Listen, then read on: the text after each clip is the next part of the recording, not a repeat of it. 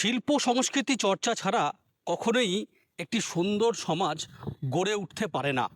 সেই সুন্দর সমাজ সাধারণ মানুষকে উপহার দিতে এবার দিনরাত এক করে নিরলসভাবে বিগত 20 বছরেরও বেশি সময় ধরে পরিশ্রম করে চলেছেন বোলপুরের যুবক অভিষেক। অভিষেক সে নাটক নিয়ে কলকাতায় মাস্টার ডিগ্রি করেছে।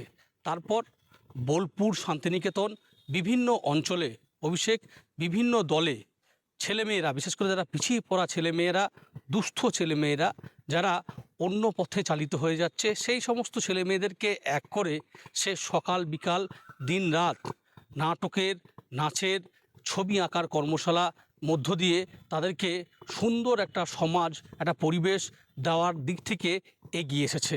আমরা অভিষেকদার কাছে নাচ নাটক দুই শিখি এবং অভিষেকদা আমাদেরকে বিনামূল্যে এই নাচ নাটক দুই শেখান। এখানে আমাদের আসতে অনেক ভালো লাগে, শিখতেও অনেক ভালো লাগে। প্রথমে আমি দেখতে পাই স্কুল ছুট ছেলে মেয়েদের নিয়ে, সেটা 2002 সাল। তখন তাদেরকে স্কুলে ভর্তির উদ্যোগ নিয়ে শুরু করলাম আমরা সমাজ সচেতনমূলক কাজ। সেই কাজের মধ্য দিয়ে দেখতে পেলাম যে বস্তি এলাকার ছেলে মেয়ে থেকে আরম্ভ করে প্রচুর ছেলে মেয়ে, তারা কেউ নেশাতে চলে যাচ্ছে, তারা কেউ ঘুরতে চলে যাচ্ছে।